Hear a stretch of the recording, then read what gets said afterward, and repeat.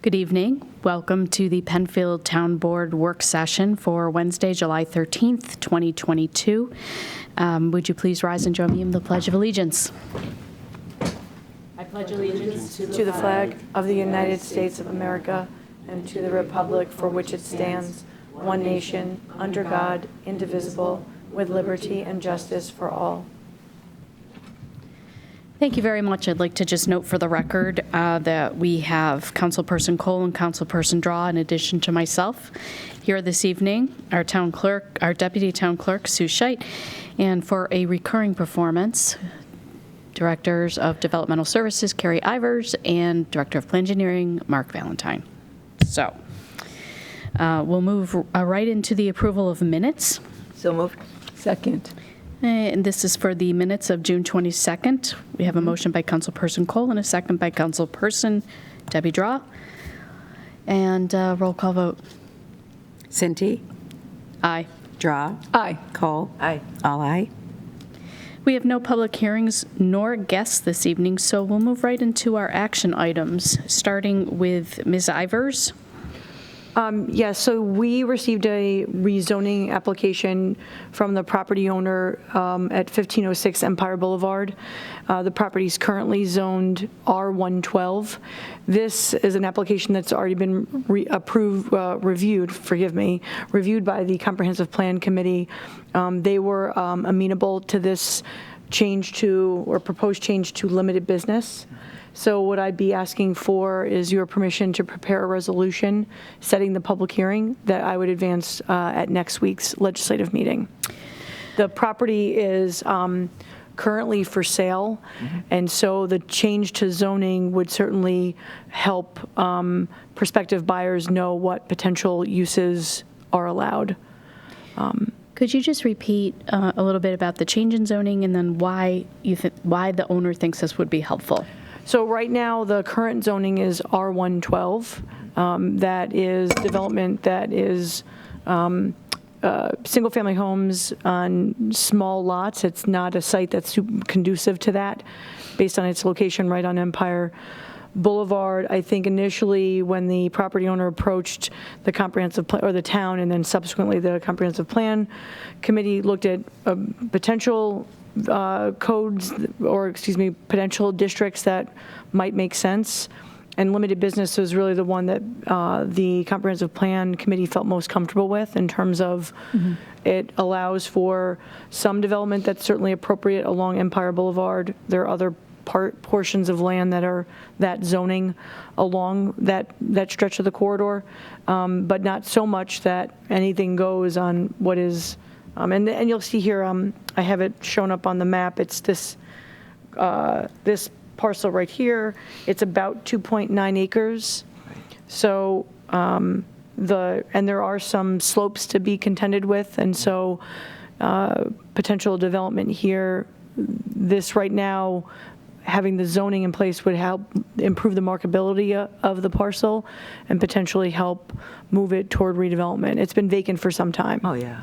Is it transition to LaSalle's Landing, or is there some other in between? I can pull it up for you real quick. Bear with me for a moment. And every time. Zoning's all the way to the bottom. Yeah. Oh, it's in. There we are. One time I don't do the search function. So you'll see there's LB, sort of kitty corner across the street that continues all the way north.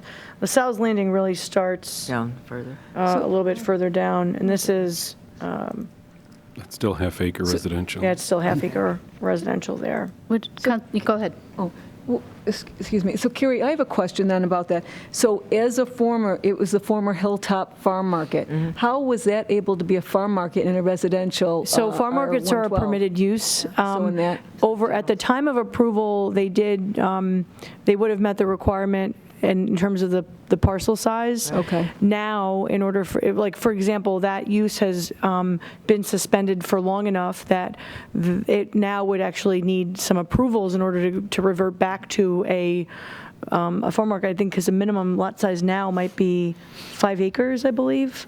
Yeah, and that may have even preceded our 1981 zoning change. I'm not sure the Yeah, date of. that was so pre-existing. So many Top years. market kind of Yeah. predated that, so. Right. But he said it's lost its pre-existing non-conforming use.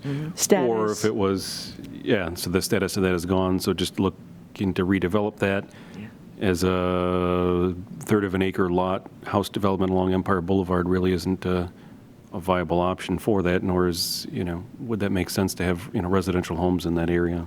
Right. So Thank you. if this goes to limited business and R112 is still there in between LaSalle's. Well, and that. there's just one small parcel, that's the R112. We have reached out to the property owner here to see if they're interested in having their parcel also rezoned at the same time. Yep. So I hope to have an answer back, and we can certainly address that I'm hoping I have an answer back before next week. I'm going to try to reach out to the owner again.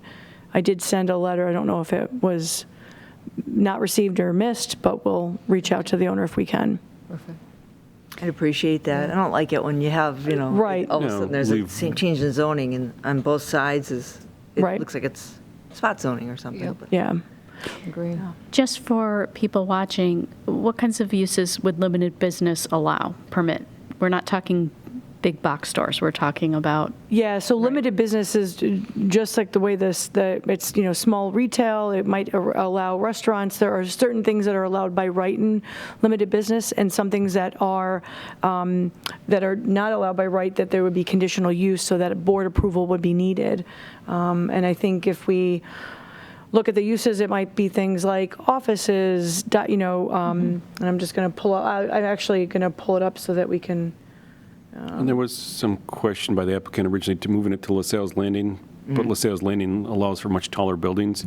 So as part of the comprehensive plan committee's research of the area, we walked the neighborhoods, the neighbors understood it probably made more sense as commercial. There is some grade differences Carrie had shared, and obviously their concern and initial thought was if it's a 4-story apartment building, obviously now they're seeing an apartment building over top of the trees and the vegetation that's there. If it's a commercial, if it's an office building, if it's a restaurant, if it's something down on Empire Boulevard, they understand, the noise and, some of the impacts from Empire Boulevard, but, more the visual impact was their concern, and that's kind of how the comprehensive plan kind of fell back to limited business over LaSalle's or something else that would have allowed, or even MR would have allowed a taller structure. The neighbors were more comfortable with something, kind of low rise that made the most sense to the plan committee, and that's why limited business kind of was that recommended. Yeah, and so I think when we look at limited business, it's anything that's allowed in the business non-retail district that captures all the office uses, service uses, grocery stores, a laundromat, bakery, drugstore, a hardware store. Even if you wanted to have something that sold, plants or things like that, that might be a use that could go there. Flower shops, liquor store, retail, any. Okay. And then conditional uses are restaurants and gasoline service stations. okay. All right, so that should give the public a general idea. Yes. Okay, great. And anybody that were to come in, and any of those uses would be subject to site plan approval, more than likely. I don't know that the existing buildings would be suitable for use, and so any future development of that site would have its own development review process. Planning and zoning boards. Potentially, yes. Right. Any So- other questions? I think I'm good. How about we put this forward for, do you need a vote on that? We do, I'm not just approving me to prepare a I'll resolution. move that. Setting a public Yep, hearing. setting a Yeah. public hearing for I'll second it. 1506. Yep. Okay, that's a motion by Councilperson Draw and a second by Councilperson Cole to prepare a resolution for a public hearing. And any comments or questions? Okay. Cinti, Aye. Draw, Aye. Cole, Aye. all aye. And action item B, request for a hold harmless agreement at 12 Stone Hollow. Mr. Valentine. Thank you. So the materials were provided to the board showing a request for a shed. Carrie's pulling up, showing 12 Stone Hollow. They do have, obviously, the house, the pool in the back, and then the yellow portion is our storm sewer easement, and we actually have a pipe in that easement, so it's not a drainage swale or a drainage way. So as she's pulling up, showing they're requesting to put the shed towards the back of the property, which is understandable. There's a little bit of a grade that kind of drops off to the back, but they're also requesting some rear setback variance from the zoning board as well. And as part of the consideration, for the board tonight, maybe to wait and see if and can they get a variance from the zoning board, because I have. Normally, we put a fence in an easement. That's not a big deal to move. A shed that's 10 by 14, could be a little more impactful. So I have concern of having it over the pipe. So as you can kind of look to the bottom of your screen, there's kind of that open space area. That's where they're just a little bit to the right of your, yep, so just to the little right of that. So that open area is where they're looking to put it in.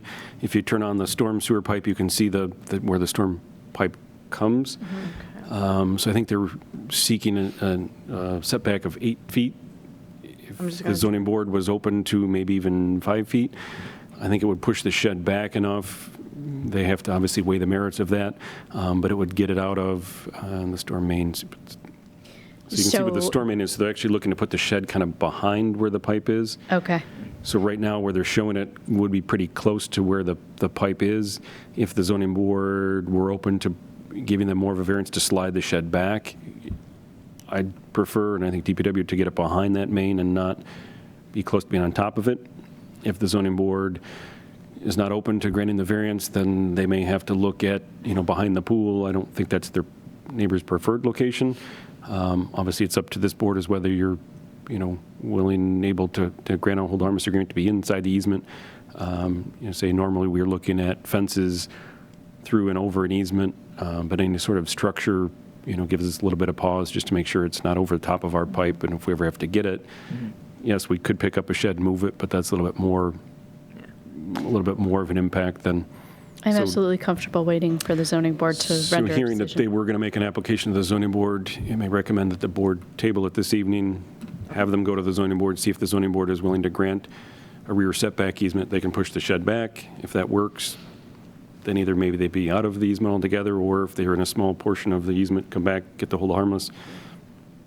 If the zoning board denies that, then either they need to look at another location or, obviously come back to this board and see if. All right, so I'll move It's to open. table this item until we hear back from the zoning board's Sure. decision. I'll second that. Okay, a motion by Councilperson Cole and a second by Councilperson Draw to table action item B, the request for a hold harmless agreement. Roll call? Senti? Aye. Draw? Aye. Cole? Aye. All aye. Thank you. Moving on, you're still on the hot seat. Still up. Okay. Request to abandon revised easements. So with Penfield Square, an existing development, and as part of that, if you can just scroll down to the lower piece, there are the 2 out parcels that are yet to be developed. So we've got the main building there, now the independent living building that's up, you've got the memory care, and then you've got the assisted living portion. There are 2 commercial out parcels in the front. Those were recently approved by the planning board, so there's 2 empty spaces right at the front as you pull in. Okay. They're grass areas today, and maybe we can pull up an aerial photo for that. So as those buildings are being developed, this is an abandonment of a portion of easement, so there's an easement for the sign. The sign is going to be adjusted slightly. There's an easement that was there for, another utility. The utility is being relocated, so through the approval process, the planning board has approved new easements to go with those, so we need to abandon portions, so it's not all of easements, but portions of easements that are kind of impacted by that new development. So. This is just mainly housekeeping, right? To Right. clean it up? Yes. Yep. So as Carrie's pulling this up, so you can see the 2 green space areas in the front. So we're looking at a top-down view, YMCA's and their parking lot. It's on the south end. You can see the independent living, kind of the half circle. So that's the 1 parcel there. So for a small commercial building in that location, that you can see the sign sitting on the corner. So it's slightly impacting that easement. And then the other commercial piece is off the end. The other, we can see they're just to your right. Yep, where it says TBD, just right here. there. So that's where the other, and those were both as part of the original overall development. So they were always anticipated, always part of that overall mixed-use development. We're happy to see those commercial components finally coming into fruition for that. But just as those are coming in and, the footprint's just a little bit different, we need to abandon small portions of that. So the request tonight is just to do those small abandonments, and then obviously if we need to file the new easements for Does those. it go back to planning board for what they want to do? Yes, the planning board just approved those recently. So it came back to planning board for those two pieces. So it's 100 and 300 YMCA Way. It's been on the planning board's agenda for, a few months. They just approved it, I think, a month or so Are ago. they aware of what the applicant wants? Yep. Do we know? I don't think they've identified what the tenant is. They've identified the building and, what the architectural look is. The board approved the architectural style, went through our architectural consultant. They're comfortable with it, so the board approved that. So now as we're wrapping up the Mylars, wrapping up, the preparation of easements and all the kind of the post-approval process, identified that there's small portions of easement that need to be abandoned. Sure. And then obviously that comes before this board. Very good.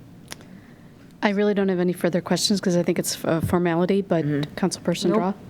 No, I don't either. I was going to say move forward to request or to put a proposal in, or to request abandon these revised easements. Okay. I would move that. I second it. Okay, so we have a motion by Councilperson Draw and a second by Councilperson Cole. Is this to authorize the supervisor to sign an agreement, or? Yes, so we would Yeah. do a resolution to approve you signing those easement abandonments. Thank you very much. Okay. Cinti, Aye. Draw, Aye. Cole. Aye. All aye. Thanks. Action item D is Mr. Erkfitz and myself, and it is regarding the food cart, food truck vending permit.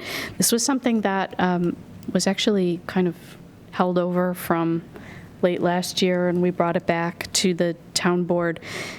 It was decided that we wanted to start very, very slowly with a select number of parks to see how it would go with allowing a food cart or a food truck.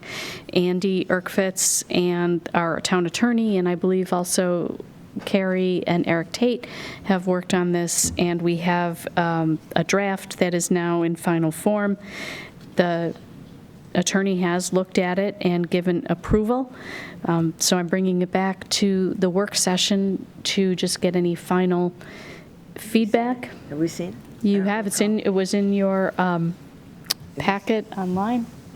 Was it? I I didn't. looked it up before. I don't recall.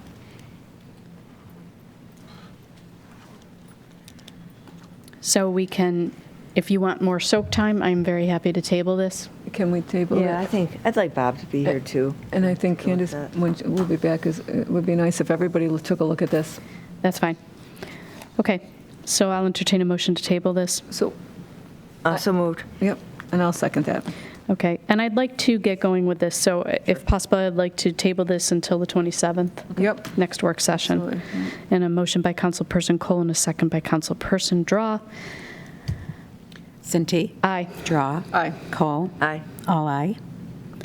Thanks, that concludes our action items. Now let's go for informational items with Carrie. Yes, so the first item I just want to bring to your attention, we were contacted by the owner of 1832 Penfield Road, wanting to know what the process was. They wanted to pull a building permit to replace their front stairs. So it's no change in owner, it's no change in business. They're just doing a physical alteration. I did refer the owner to the Historic Preservation Yes. Board for review. That was on their agenda Yes. last week, and they did approve the proposed replacement of front stairs. So I just wanted to bring it to this board's attention because it is in the Four Corners District.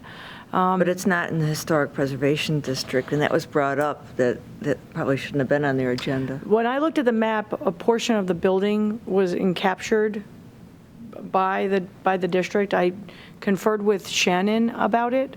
And so when a portion of the property is encumbered by an overlay, if in the future, we can certainly revisit that and not send them to the Historic Preservation Board, but it was close enough that we'd rather have them follow the process than not. But we can certainly revisit that if there's a better way to do that. I'm happy to sit down with folks so we can make sure that we are doing things the proper way. Carrie, for people watching, maybe they don't know what business this is?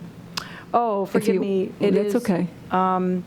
Oh, goodness, now I'm going to be, bear with me. Hold on one moment, I'm just going to pull it up really quick. I'm embarrassed that That's I'm all right. like No, that's blanking all on the right. business name. It's Cheryl Stein is the owner of the business, I can tell you that. At the Historic Preservation Board, they didn't list a business, except that it was in the old Village Grill building. That's what I was wondering, if it was something, Yeah, forgive me, I'm just trying to pull it up and it's not cooperating with 1832 is me. next door, yeah. I thought. I am so sorry. That's all right. I put you on the spot, sorry. Yeah, no, and I, you know what, bear with me, I can pull it up faster on my phone than probably on the, yeah.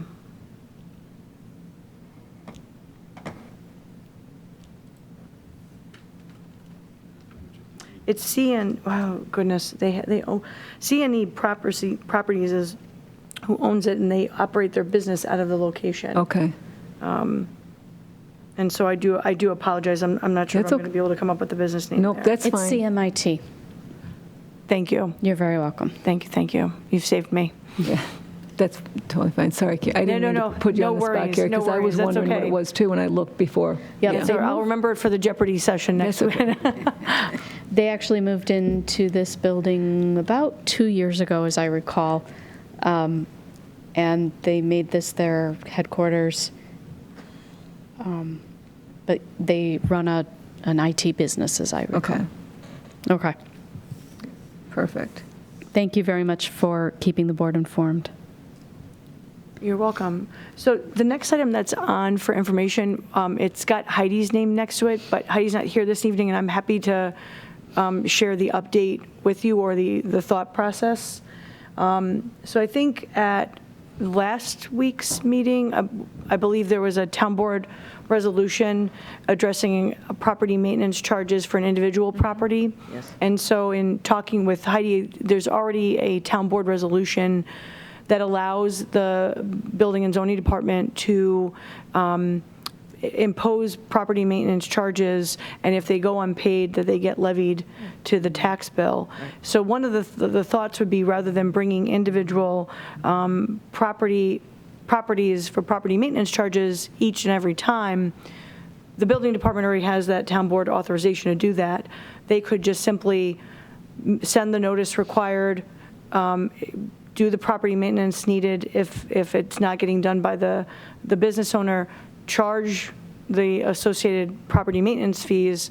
If they continue to be unpaid, at the end of the year, the town board could have a collection of any unpaid property maintenance charges to levy to the tax bill. So it streamlines the process a little bit, and has you reviewing unpaid property maintenance charges once rather than doing each time. And has the town board attorney reviewed this? We wanted to we didn't want to advance it to the town board attorney if the town board had no interest in that approach or that process. But, okay, so if we have a neighbor who is not keeping their lawn up, and all the neighbors are talking about it, and it gets sent to the town for property maintenance, the whole thing, that somebody has to come and cut the grass, but it'll go back to their tax bill, that would happen That would happen no matter what. no matter what. That would It's not happen. going to be hold off. No, there's no holdup. It's, code enforcement is going to continue to go out, do its inspections, send notices of violation if there's a violation present. If it's a property maintenance matter that the town actually has to take action, they would take that action.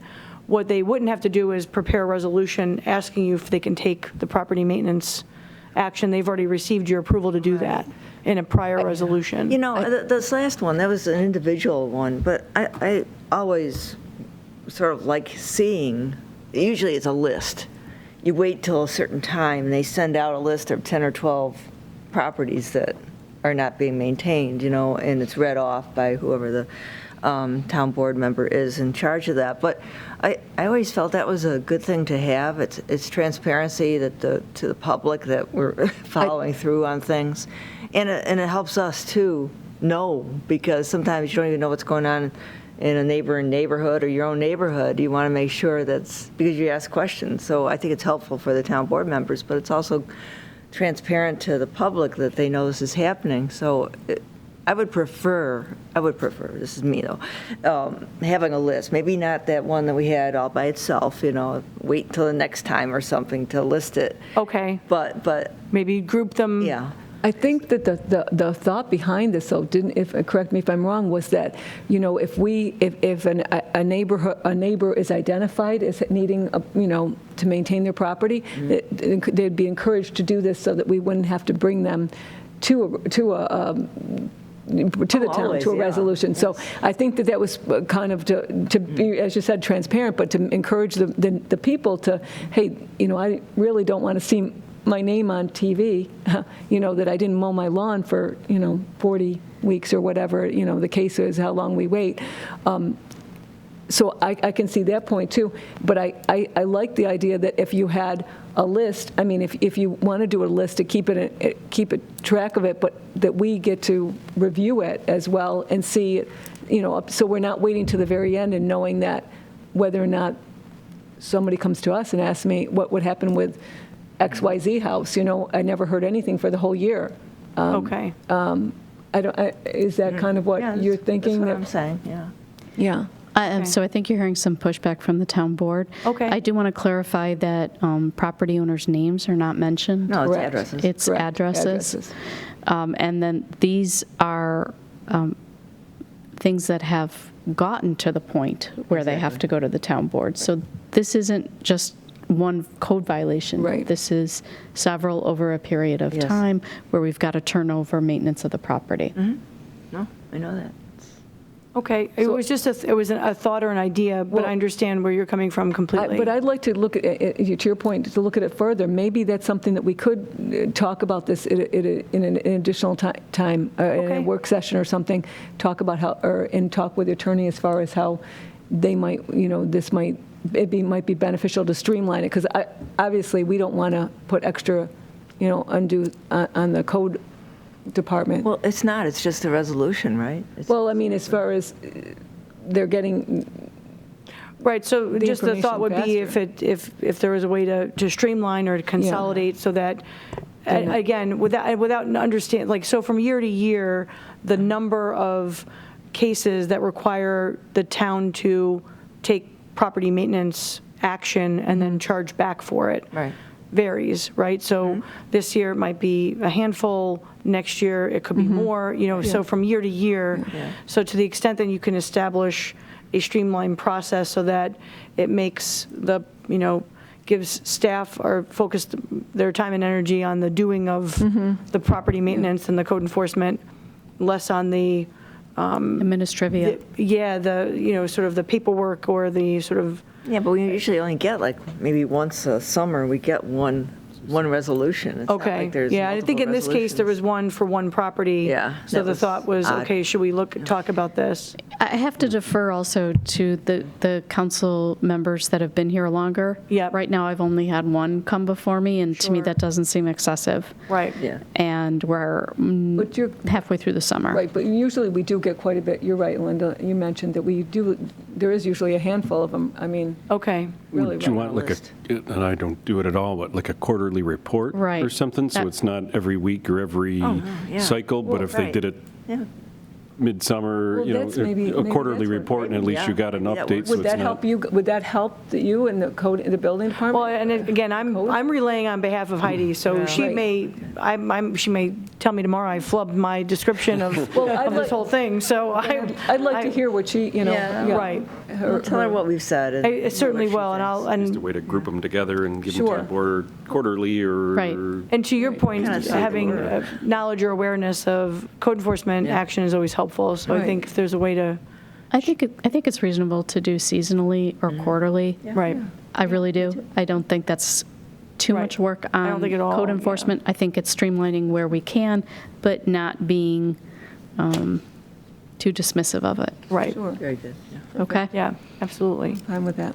All right, so it sounds like you have support for that, Okay, for a quarterly, seasonally, okay, you know. Okay, great. wonderful. Thank you. And I believe that concludes all our informational items. We have no old business, and do we have any new business before the board this evening? No, ma'am. Okay, then I would like to announce that our next work session will be July 27th, 2022, and I would declare this work session adjourned at 7:32 PM. Thank you very much to PCTV, to Sue, Mark, Carrie, and Greg. Thank you.